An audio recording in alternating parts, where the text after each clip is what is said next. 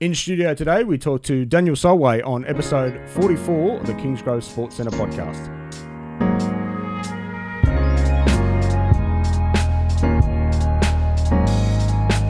Hello everybody and welcome to another exciting edition of the Kingsgrove Sports Centre Podcast. As I said today, we've got a special guest, Kingsport Ambassador Daniel Solway. Welcome, how are we? Thanks, yeah, good to be here. Really excited to... Yeah, we'll have a good chat. Of course, as always, we've got the man in the corner that makes this thing work, Nick. How's it going, buddy? Yeah, good to see you. Good to see Daniel in the studio here today. It's nice to have you guys together for the podcast and in an afternoon podcast. We're normally doing these first thing in the morning. It's 10 to 3 on Wednesday, recording this episode of the podcast. Relax. And after being in the studio last time, we've sent him back into isolation, back down there to the Norm O'Neill Cricket Centre. Hamish Solomons, welcome. How are we? Oh, I'm good, thank you. It feels like we're back in isolation. This is how we're doing it a little bit ago. But I've got to say I'm really excited about today's podcast and in particular talking to Daniel about his journey so far. It's been a very interesting one and a great one, I'd have to say. Yep. Well, let's get straight into it. I may embarrass you slightly here, Daniel, because I'm going to run through some statistics. Don't you love when a sentence starts with "I may embarrass you" on this? Don't worry, it's not. We haven't contacted your mother. We don't have an old baby picture. It's fine. But I'm just going to run through your stats. So obviously, you made your debut last year for New South Wales. So you've played the 7 Shield games. These stats are good. I wouldn't be embarrassed with this. I'd end the career on this, to be fair. So in the 7 Shield games, you've scored 498 runs. You currently average 55.3. You've got a high score of 133 not out. And you opened the batting. Did you open the batting or you batted at 3 for that one? Batted at 3 for that one. Batted at 3, so varied up and down the order. Pretty much carried the bat for that 133 not out. So you've got the 1 century and you've got 3 50s. I reckon, Hamish, that's not a bad start. That's not a bad start. Century on debut, no less. That's true. I think against South Australia in Adelaide, Daniel. Yeah, against South Australia at Adelaide. So, yeah. And I think New South Wales were in all sorts at one stage, 5 for 107. So you've done it under pressure. Mate, talk us through, what was it like? Obviously it's pretty well documented. You had to wait a while to get that opportunity, lots of runs in grade cricket. What was it like getting to that point and then getting that century on debut? Must have been a fantastic feeling. Yeah, I think it's a pretty amazing experience, to be honest. Like, I remember, getting called into Pro's office and getting told that, I'll be going away to Adelaide, and the excitement levels, I think, really went through the roof because, from where I was, you sort of feel like you're close for a long time, but that actual moment where, you know that you're going to be taking that next step, I think it sort of feels like it's never actually going to happen. So for it to actually happen and know that you're going to get that chance, it's really exciting. And then to get there, you sort of go through the usual pre-game routines that you go through, and then when you get out to the middle, the first 25 runs, I remember we were 2 for relatively early, and I was batting with Moe, and I remember him. It wasn't until I was on about 25 where I actually, sort of remembered where I was at. You realised what you were doing. Fair enough. So, I think you're sort of into the game by that stage, which was really good. But, until that point, it's sort of all a blur. And, then you just sort of go through, you're in the game batting and in your zone kind of thing. Got used to it. So, I think, I'm trying to remember. It was a bit, like Hamish said, I think, did you get sent in? Was the deck the deck was a bit dicey? It was a bit overcast and... Yeah, so we got sent in. The South Australians won the toss and chose to have a bowl, and I think it would have been the third over. I think Husey got knocked over early there, got a pretty good ball from Chad, and then we're sort of straight in there, which having opened the batting for most of my career, it was sort of. Although I was batting 3, it was very similar to opening the batting in those conditions. Going in early, yeah. So was that with the Dukes ball? You were facing the Dukes ball in that? I think the first 2 games were with the Kookaburra. Yeah. Which obviously I've played a lot more against than the Dukes ball. Yeah. That gives you a bit more feeling of being at home against familiar conditions, and away you go. From a batting point of view, can you notice a difference between the 2 balls? Oh, definitely. I think there's a big difference between the 2 balls. I think the Dukes ball, I think, definitely swings a lot more from the hand earlier. Yeah. And sort of swings consistently for a long time. where I think the Kookaburra, it reverses more later in the innings as well. So you sort of go through that stage where it swings a little bit up front, then it sort of stops doing as much and then goes the other way, where then with the Dukes ball, it's kind of conventional swing for a longer period of time. Yeah. But then once it stops swinging, you don't get that as much reverse swing. What do you think is easier to face? I'd say having grown up against the Kookaburra and played against that your whole life, it feels more natural, and I guess you're more accustomed to it. Yeah. It's sort of the conditions and the way the ball deteriorates and how hard the ball is through the back end of the innings, as well as it's sort of what you're familiar with. So yeah, so you'd be pretty happy with the fact that you're using Kookaburra all through the season. Yeah, I think from a batting point of view, it's exciting. It'll still be hard work batting, but it's one of those things that I don't think he minds, to be truthful. I just think he sees a red thing and he hits it as often as possible. Like I said, with those runs back and forth a lot, yeah. and just basically scores a load of runs. But I wouldn't mind Stewie getting stuck straight into the nitty gritty before we get into some of the questions and stuff like that, because Daniel's been a favourite topic of mine for some time, and I've mentioned his name on many podcasts before. Particularly in regards to discussion about pathways and all that rubbish. Yep. So I think it's been fairly well documented that Daniel's sort of been a bit of a return to the old school way of selection, where one plays a lot of grade cricket, scores a lot of runs, and Daniel has done that, scores a lot of first grade centuries, and then finally gets his chance, and he's actually ready for it, hence a century on debut, and probably sets him up to realistically look at the next step in his career if he can put a few good Shield seasons together. Yeah. But I got to say, given that there were a lot of younger cricketers that sort of jumped ahead of you into the New South Wales, and look, it's nothing against them or anything like that, but did you think to yourself, Daniel, am I ever going to get my chance?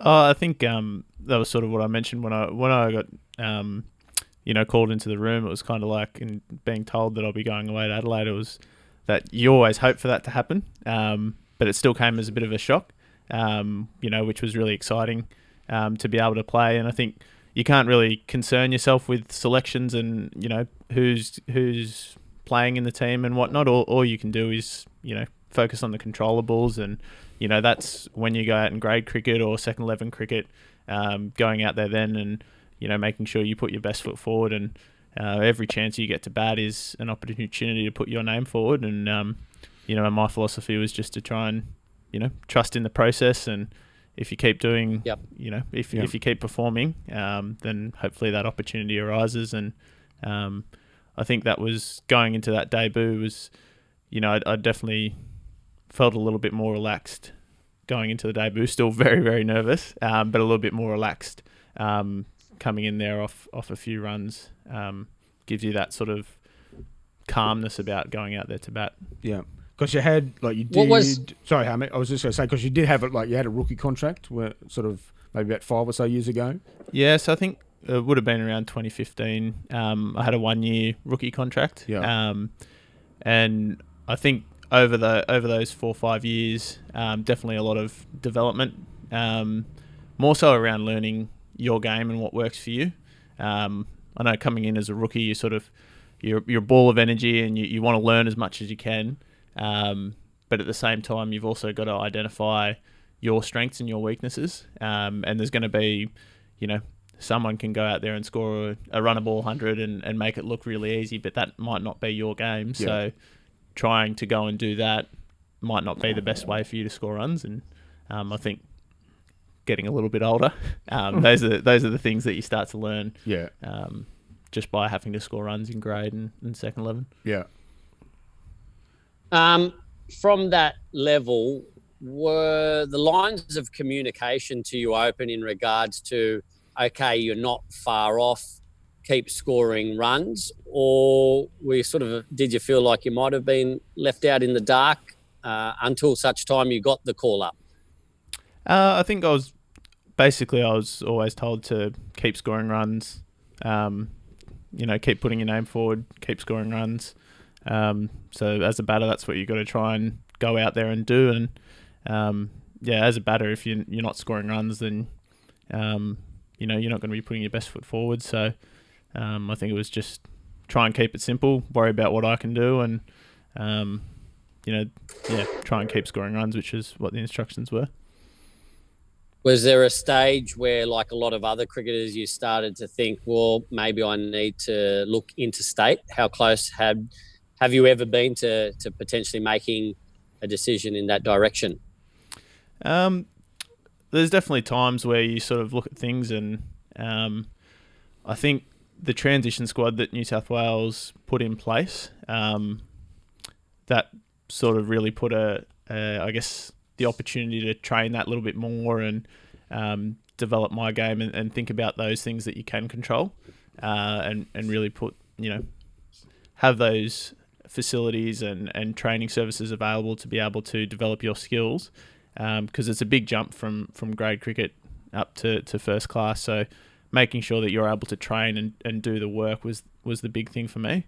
So I think that when the transition squad came in, that was definitely a big incentive to work that bit, really try and make the most of the facilities and all that kind of stuff that's around here, and go from there. So we've actually got some listener questions. So you sort of mentioned it before. There's a jump between grade and state cricket. So Geordie_91 has actually asked what are the challenges that you found making that jump from playing grade cricket into state cricket? You probably would have had, because you've also played a bit of second 11, so that probably helped in that transition, rather than going straight from grade to state. You had that step in the middle. Yeah, I think the big one is 4-day cricket. I think is quite different to your 2-day red ball cricket. Yeah.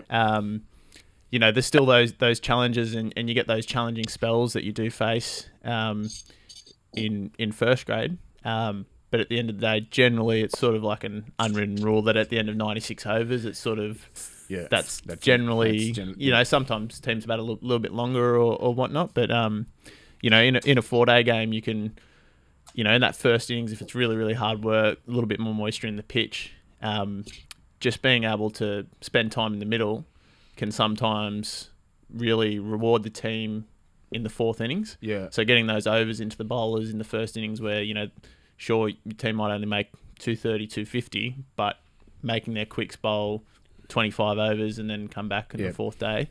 I think that's one of those aspects that in grade cricket, because it's Saturday and then the following Saturday, tiring them out the Saturday before. Makes no difference, Yeah, it doesn't really. So is it more demanding physically or mentally?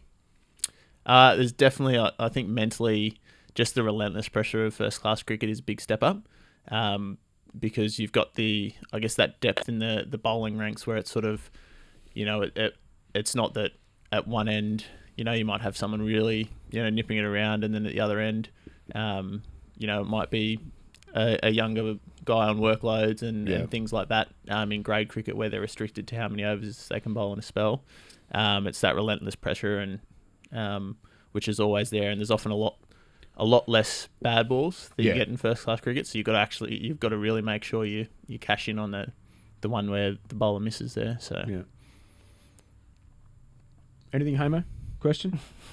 No, I'm listening. You've got all the viewer questions. I just thought you might follow that. Well, I've got enough. Yeah, you just had that pensive look on your face. Yeah, I just thought. I thought you were coming. I thought you were formulating a question. But you know me. When I've got something, I'll. You'll just interrupt. Yes. So Hunter _Shell _613 has a tip. Has a question and wants to know what are your best tips for batting on bowler friendly wickets. Yeah, so I think number one thing is keeping your contact point nice and late. So, really trying to hit the ball under the eyes. And then generally on bowler-friendly wickets, the more disciplined you are, the greedier the bowler gets. Yeah. So where on flatter wickets, you might, try and dictate terms a little bit. I think on the bowler-friendly wickets, even if you're getting through maidens, then the bowlers will sort of be like, oh, it's doing a lot. Yeah. And then they go searching, and then that's where you can cash in. Or they might go, oh, this isn't quite working, need a bowl a short ball, and then you're able to cash in there. So it's almost being ultra disciplined reward and then you get rewarded with for it. Yeah. yeah. Would you agree, Coach Hamish? Oh, yep, 100%. I think the key is just to be adjustable, right, Daniel, is to not be one of those one-dimensional cricketers, but to get out there and train on different surfaces and in different conditions and challenge yourselves rather than just, training comfortably, is to maybe get out there and train uncomfortably and be adjustable. Yeah. So actually, it's very good, Hamish, because now I've got another lead into another question. Is that a good way to improve your batting skills? Like Hamish said, like train for every eventuality. Train, be a bit uncomfortable sometimes. Yeah, definitely. And I think one of the important things when training in different conditions is taking note of the different situations and what works and what doesn't work, but also understanding the key fundamentals of your game and not, having a bad net on a really tricky wicket and feeling like, I wasn't hitting them very good, but going. Is that something that you would actually do at training? Would they actually sort of prepare wickets which maybe aren't as good? They're not flat batting wickets, so you actually are in that sort of situation. I think or is it just luck of the draw? Yeah, I'm not too sure, to be honest, in that process, but I do know that we do get you get all kinds of different conditions in your training wickets. So I think time of the year and the weather conditions, all that kind of stuff, sort of make those variables for you. Yeah. But practice wickets tend to be a little greener than normal anyway. So. Yeah. But that's like, I mean that's probably a good thing because if you just train on flat decks, Hamish, then you're not gonna develop those skills if you happen to get on it. So in debut you got your punt on the wicket which is doing a bit, and if you're just used to just hitting on flat decks, you sort of don't have the skills to adapt. Yeah, definitely. I think training on challenging wickets is a great opportunity, and it's just playing a good play and miss and actually holding your line. Realising that you're on a tough wicket and being happy with that, where on a flat wicket that's not doing much, you want to try and make sure you're cashing in there, but just being able to identify the situation you're in and being like, oh, yep, that's a good ball, I've held my line, but as a batter, I'm happy with that. Yeah. You've held your line, you're not out, the bowler's bowled a good ball, but again, if you've been disciplined there, then they're going to go, oh, well, that wasn't quite full enough. Yeah.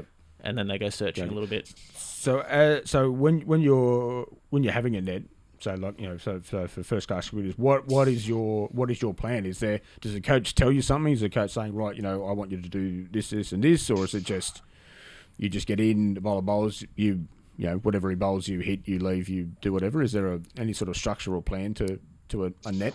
Oh, there's definitely plans involved. I think depending on the time of year, often. And what you're individually working on will sort of determine, what you're going in the net to achieve. And I think it's very important as a batter is to always have a plan when you're going in. If it's your first few nets of the season, you might just be going in there going, I want to get a bit of bat on ball. I want to, get the feel and the rhythm of batting going again.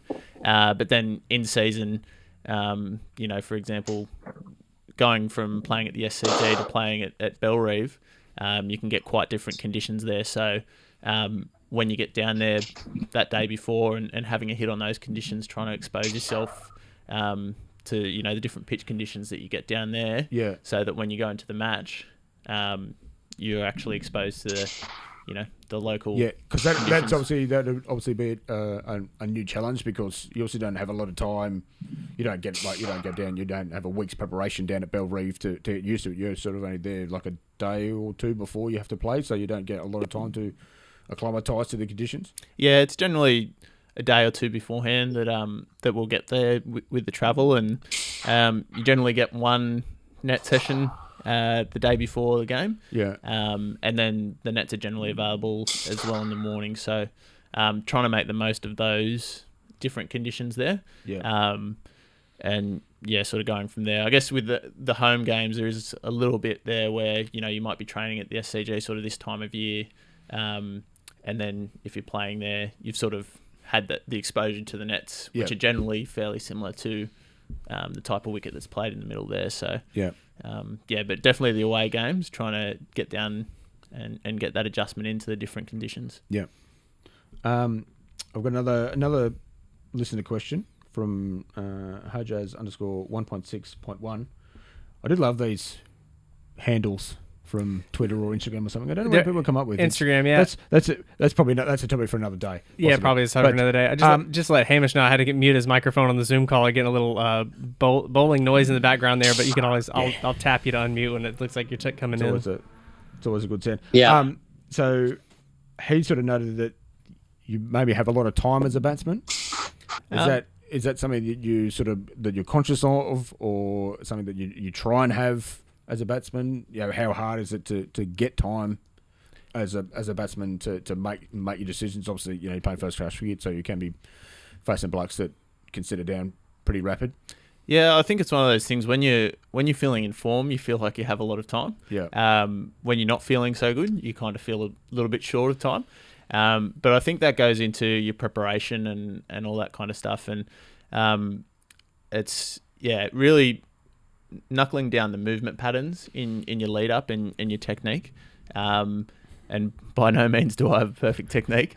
But just trying to focus on, you know, one or two little simple things when you're facing the ball, and keeping your game plan really simple. I think that gives you, you know, the illusion or the feeling that you have a little bit more time than what you do. But don't get me wrong, there's definitely some bowlers out there where you feel like you have very little time. Who do you reckon is the quickest you've faced so far? Oh, geez, that's a tough one. Big Billy at the SCG was that was pretty quick spell, but you know, the Aussie boys that we have around sometimes. You haven't faced Starkey or Pat Cummins in the nets yet? Faced a few. Faced them in a couple of games. Yeah. You know, had a second 11 game. I played against Paddy a couple of years ago, and my first grade debut was against Starkey. Was playing, so so you do get a bit of exposure to that, and they always feel very, very sharp. So do you like? So if you know that you're so for instance you're coming up against Billy Stan, like, do you have to think differently? Is there a mental shift in that you know that you've got to be faster, or do you just still try and keep it as simple and smooth as possible? I think it all, you know, it stays, your routines and your movement patterns and all that kind of stuff stays the same. You just have less time to actually do it. So I think, you still have the same movements, but it's just less reaction time, and there's that extra challenge of knowing that they'll be that little bit quicker there. Yeah. You're right. I want to go local again and ask you a little bit more about your grade cricketing upbringing. Obviously, you've been were you a Bankstown junior? Yeah, so I was a Bankstown junior. I played St Christopher's Cricket Club was my junior club, and then Bankstown reps and Green Shield and grade, and through the system there, I guess. Yeah, and obviously you've had some wonderful times playing first grade cricket for Bankstown. Tell us a little bit about the structure there with the coaching, Gary Crowfoot from New Balance. How important has he been and the other guys around the club in regards to your development? Yeah, I think one of the hardest things I've noticed about being able to make my debut is going back, and there's so many people along the way that make an instrumental effort into where I've been fortunate enough to get to today. The grade club, like, there's so much work that Marty and Brian do behind the scenes, and then Crowy's got to be one of the most passionate grade coaches I think going around. He absolutely loves the game, and when he's having his chats with the team, you can see the passion and how much it really means to him. And there's definitely that development, right through. It's been over many years now in grade cricket. I've got some pretty fond memories, but Crowy's played a big impact. James Allsop helped me a lot. Dean McGee. There's been plenty of guys along the way. It's very hard to try and name everyone. I think everyone knows that they've had a very instrumental factor in helping shape who I am today as a cricketer. It's interesting that you mentioned Dean McGee. Because we got a question from a Dean.McGee.54, and he asked a question. It's quite a specific question, Hamish. Actually, it says to Daniel, why didn't he give the chairman of selectors at Bankstown a rap in the annual report? Yeah, well, it's quite an interesting one there from Dino, because generally the players are asked to the captains are asked to write about the players in their annual report. So I think the chairman did a really good job last year, and we do need to highlight that. But I think the annual report there, the job is to draw attention to the players. But for Dino there, shout out. You did do a very good job, but I think you should have a bit more self-belief there and back yourself in. So yeah, for those playing at home, Dan McGee, former first grade cricketer with Bankstown and Fairfield as well, is the chairman of selectors at Bankstown. So he was obviously just looking for a little bit of a pat on the back. And former employee of Kingsgrove Sports Centre. Long-term employee. Daniel. Yep. Daniel, I actually had a little bit of a chat to Dean today on the phone. Oh. Admittedly, to see if I could find or pick up on any dirt on you.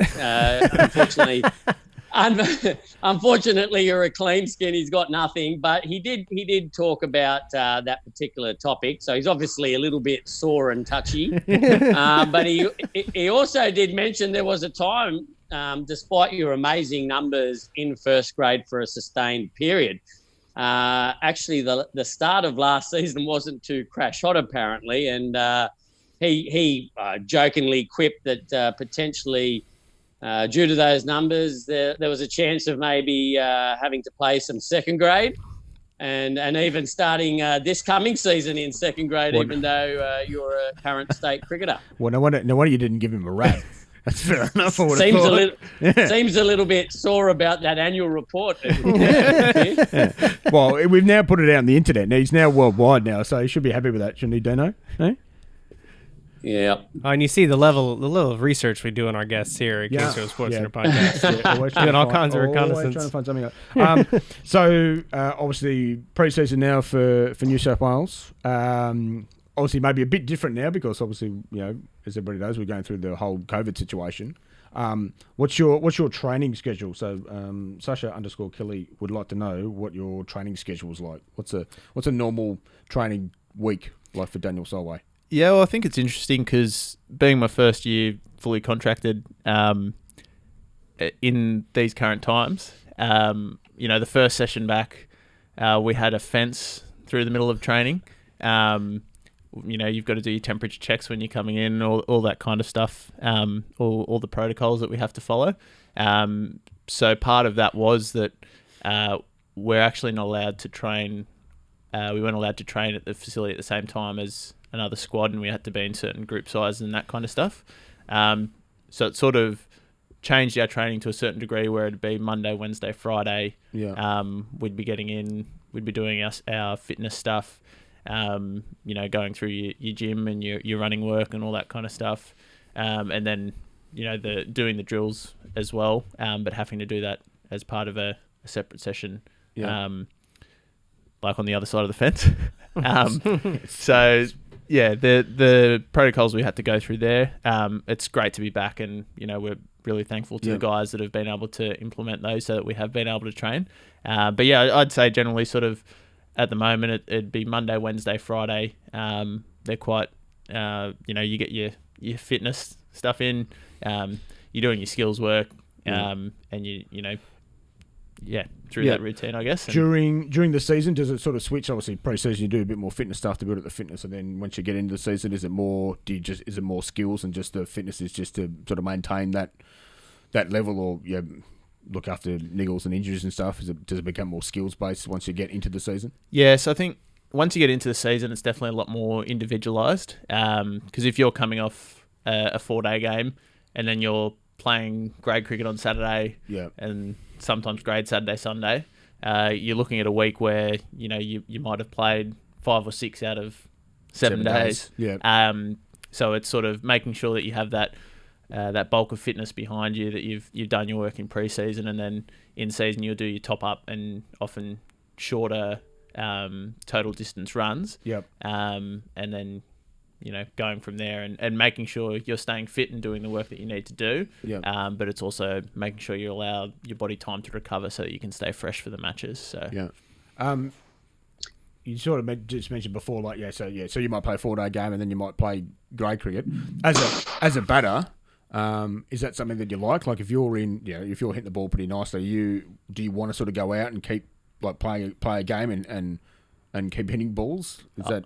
Yeah, 100%. I think it's one of those things. It's the more when you're feeling good, you definitely want to try and bat as much as you can, and the more time, I'm a strong believer in the more time you can spend in the middle, the more you get to, develop your game. I think we're always constantly learning and constantly developing. So, the more opportunities you get to work on your skills in match situations, the better you can develop to be. Yeah.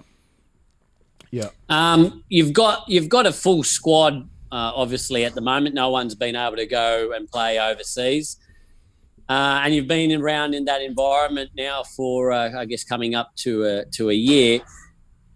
Who stands out in the squad as being the greatest character or the biggest pest? That's a great question. I think on that one, I'm going to have to give a shout out to Liam Hatcher. I was going to say him. I think I've been fortunate enough to have played a lot of second 11 with Hatchie. We've sort of come through it pretty much similar times there. I love him to bits. He's so entertaining. He's always tripping over random things. But I did ask you earlier, is he fit? Is he not broken down? So you said he's good at the moment. So we're sort of touching wood that continues. Yeah. So he's an absolute character. I love Hatchie. He's always making you laugh, and he's very good on the entertainment value. So, but does he mean to be funny? Well, I think when he's at his funniest when he's not trying too much. Yeah. Oh dear. What about? So we'll go to the flip side of that. Who's the pro? Who's the professional? Who's the one that's ticking every box and crossing every T? Oh, geez, I think it's very hard to narrow that down. I think in different assets or different aspects. There's different players, like, because I'm a batter, I'll be in the batters group at the moment in pre-season, so you see the batters that, really knuckle down on certain things.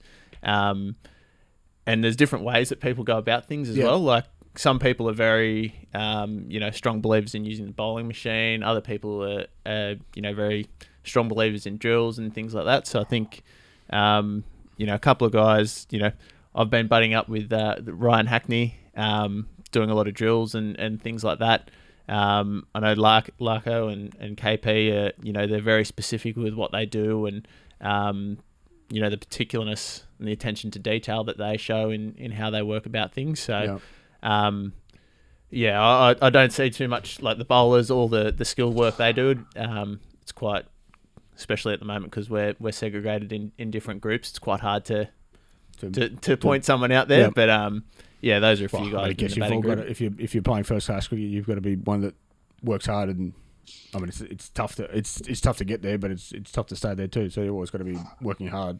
Yeah, definitely. I think across the whole squad, where the work ethic is really good, and everyone understands there's a lot of work that goes into it. You don't sort of get there by chance, so you got to really, understand what you're working on, why you're working on, and then making sure you put the work in to, I guess, fine-tune those little things. A few blokes maybe just working a bit harder. Of course, like you've got a couple of Aussie blokes around just trying to impress a few guys. Is there someone just putting in a bit more work than normal? Oh, well, I don't, like I said, I haven't been around the bowling group, but I know my fellow Bankstown boy, Nathan McAndrew, was quite excited to be training with a few of the Aussie quicks, which was, pretty excited. And, I know I've been buzzing just to see them training and all that kind of stuff. Yeah. It's been good to have those guys around, and they're really good at all the knowledge that they have and the experience. Like they're an unbelievable bunch of guys who, really help us to be able to develop to that next level. Yeah, absolutely. Nice. Absolutely. Yeah. Can I ask the question, the mental side of the game, is that something that has come naturally to you, or is it something that you've had to work on? And if so, what have you done to develop your mental strength? Yeah, I think the mental side of it is quite an interesting one. In particular, I feel like mentally I've had to work very hard on my game because I haven't been, I guess, as free-flowing as a few other batters and things like that. Like coming through the pathways and all that kind of stuff, there's always, those kids that stand out because they're so aesthetically pleasing technically and things like that. I've sort of known that I'm never going to be as aesthetically pleasing as a few other players. So you've really got to try and, I guess, understand the conditions that you're playing on and try and work with those. And you're not going to get it right every time. But if you're able to sort of identify the conditions you're playing in and mentally sort of assess, I need to be hanging back a little bit more on this wicket or getting forward on this wicket, different things like that. And just keeping that concentration level to try and make sure when you get set, trying to convert that. I just think, over the years, because I haven't been as aesthetically pleasing with my batting, I've known that I've had to score runs and try and make big runs to get there. So you sort of, try and make up for the lack of strokes that you have through discipline, I guess. I'd like to know, it comes up a lot on the podcast, being an American, not growing up with cricket, and so some of the more subtle things that people comment on about the game require a little bit more explanation for me. And I got to know what constitutes an aesthetically pleasing batsman. What about your strokes or your motion? Just looks good. It just looks good. Yeah. What is that? How would you quantify what makes it look good? Cover drive is probably the one that you need to is it something specifically about your motion you're saying feels like may or may not be more attractive to to a selector, or you mean specifically results like the runs that you put up? I think shall I handle that one quickly, Stewie? Yeah, go ahead, Coach. Yeah. YouTube Mark Sensei. Waugh, Yes. YouTube Mark Waugh, and then YouTube Steve Smith. Yeah. Okay. Yeah. In regards to aesthetically pleasing, Well, now Steve Smith, obviously one of the greatest batsmen in the world, but sure. Some people make it look classical. Yeah. And some people aren't so pretty to watch, I guess you could say. Well, you can almost YouTube Mark Waugh and then YouTube Steve Waugh, and then you've got almost the polar opposites from the one family. Yeah, but it's funny because we're talking about cricket day in day out on the podcast. I say week in week out on the podcast. Yeah, and I don't know if something like, I think that's the first time I feel like I've heard somebody talk about the finesse, or if you want to call it that, of stroke play or whatever. Yeah, being an important thing. I guess that's it. It's almost, it's probably not. It's not important, but it's more like from an outside point of view. If you see someone that looks pleasing when they're batting, you think that they're a better player than someone that maybe doesn't look as good. You think they're doing that. You think it's harder for them as opposed to they're making it look prettier. Yeah. Well, yeah. I think growing up, as a kid, everyone when they're playing cricket, it's so much about, that looked like such a great shot. Yes. I think as you get older, it's you're more concerned about the process and the different things that go on. But definitely growing up as a kid, all you want to do is look like that person that you find so stylish on TV and how they bat. Yeah. And as a kid, you're never going to be able to hit it the same way that an international cricketer does. But you want to try and look like them. That, yeah. So, do you think from that perspective, it almost has even if it's subconscious, a sort of it appears like it's effortless to those, and so you want to try and be that good one day, sort of thing when you're looking up to your cricketing heroes. Yeah, they just make it look easy. Sometimes it can go the other way. Like, say for instance, like Hamish was talking about Mark Waugh. Right. So Mark ended up averaging about 41. He was one of everyone loved watching him back because he just looked like he was just doing it so easy. Right. Right. Whereas you'll get someone like his brother who averaged 50, didn't look as good, and so they thought Mark sort of was a bit lazy, should have made more runs, didn't make big enough hundreds. Hamish, but he was working just as hard. It's just that's just how Mark was. That's just how he played. He probably wasn't trying to look stylish. He just did. Him. Yeah, he just did. Yeah, sure.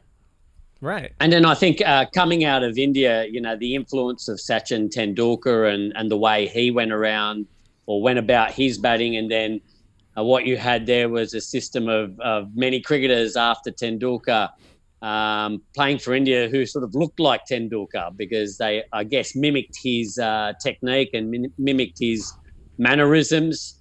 So it's that sort of thing as well, if you know what I mean. Sure. Yeah. So now, now you've got Kohli, and people tend to imitate, they want to imitate, like you said, you want to look, you imitate the guys that look good. You don't tend to imitate guys that make it look difficult. Really, do you? Whether or not they're getting more runs or not. So it'll be interesting. So this will be interesting to see whether or not in years to come, we're going to get a whole lot of kids trying to bat like Steve Smith. Sure. Or are they still going to try and look like guys that make it look easier? Yeah, I don't think anyone can look like Steve Smith and bat well. No. It's just Steve Smith. Yeah. Well, I mean, yeah. Yeah, so Smithy doesn't look good batting. He just bats well, really. Like, you know, yeah. I mean, this saying doesn't work for Smithy and maybe like for you because we can see how you bat sometimes, but most of the time for everybody else, they don't draw a picture of where the ball goes. They just write down how many runs you get. So it makes me think of like golf swings though. Like I've seen videos of golf swings that are absolutely horrendous, but that produce results. But drive the ball far and straight and whatever. Yeah. And I think it brings back into focus that you don't have to have the ideal technique or style, or if you just work hard at your game, Daniel, you'll get the rewards. Yeah, I think working hard at your game and understanding your game is key. Like talking about Steve there, like his knowledge of his game it's unbelievable. Like how well he knows his game in all different conditions to be able to score runs all around the world is absolutely amazing. And, I think that's almost more important to understand your game to be able to maximise your potential there. Yeah. I think that's key. No point working on looking good if it's not actually going to make you any better. Yeah, and I think he does look pretty good actually. So he does, yeah. Like, it's just a bit. It's just a bit different. So, what about outside of cricket? So obviously, we love cricket and we'd like to play all the time, but you've got to have a bit of a break. Is there something you do afterwards? Are you like most cricketers? Are you a golfer? Unfortunately, my friends will testament that I'm not a golfer. No good at golf whatsoever, unfortunately. Not an aesthetically pleasing golfer. Not an golfer. aesthetically pleasing golfer, don't worry, neither am I. Unfortunately, when I try and play, I often end up in the bushes and I thought that was the point. Isn't that the point of golf?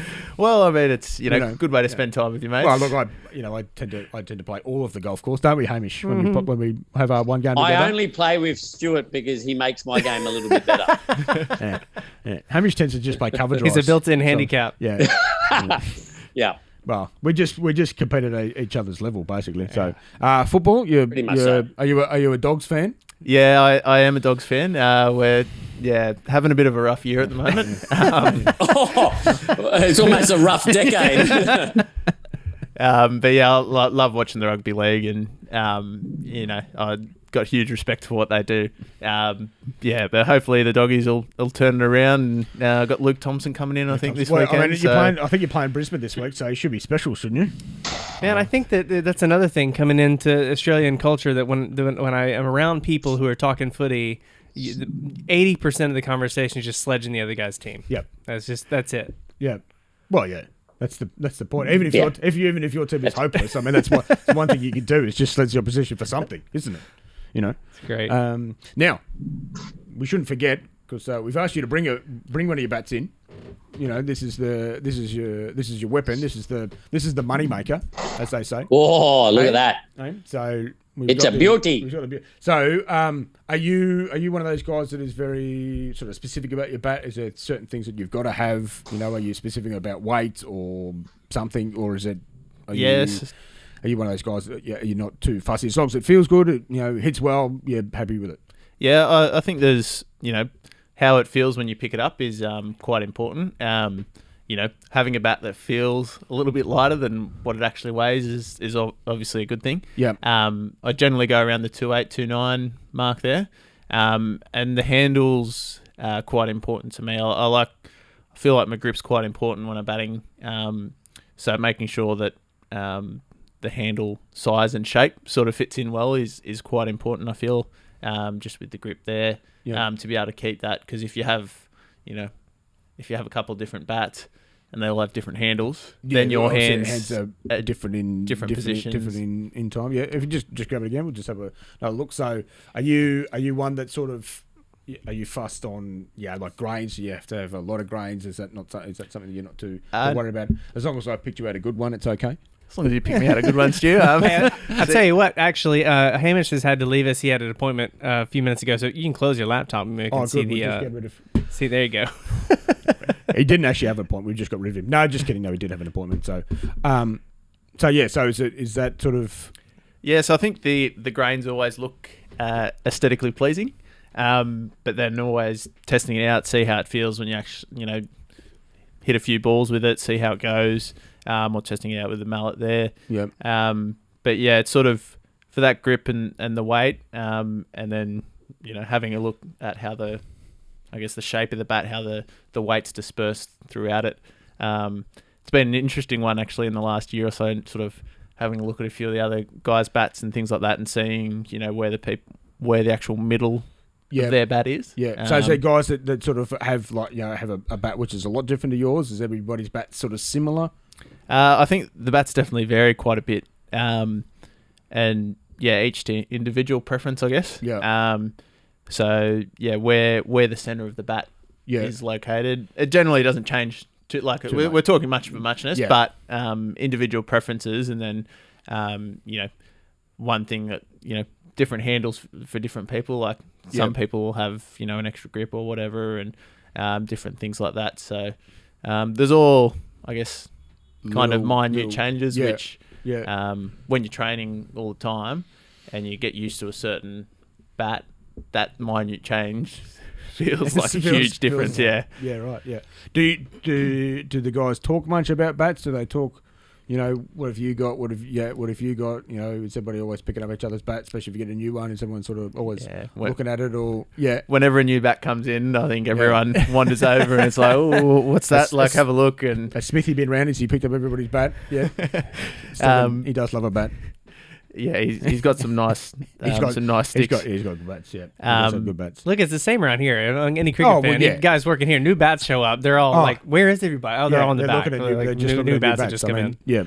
And I think when you're picking up someone's bat, you're always talking about different things, and that's slightly different to mine or whatnot, and the little different things. Is anyone like Mike Hussey's? Anyone got the scales to make sure that they're all the same? Or I haven't actually seen anyone with the scales in the dressing rooms just yet, but a lot of the guys they get them weighed. And they know how much they are, so everyone knows sort of what weight their bats are. But is there any bowler that is too focused on their bat for their ability?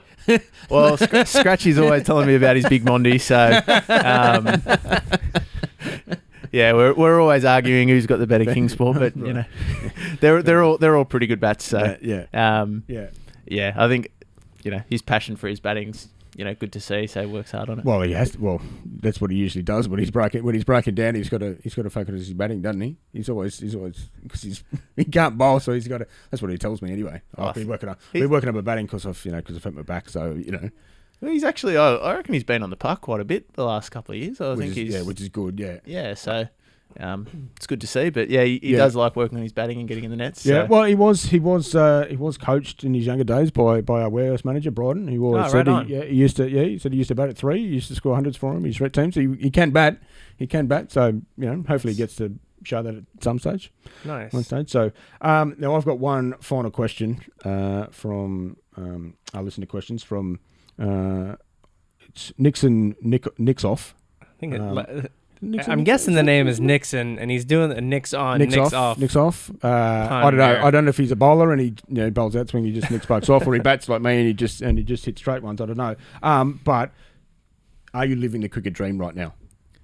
I'd say it's pretty close. It's pretty amazing to be able to, wake up and go to training and do all the things that you've always wanted to do. I mean, obviously the ultimate dream is to try and play at that next level and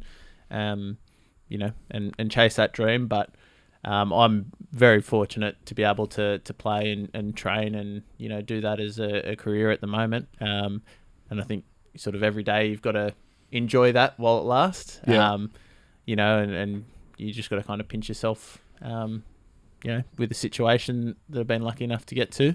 And make sure you work hard so you can try and stay there for as long as you can and enjoy it. So enjoy it and hopefully get that next level. That's and great. Just if you continue the way you've started in your first 7 matches, don't want to put too much pressure on, but Justin, I'd be paying attention.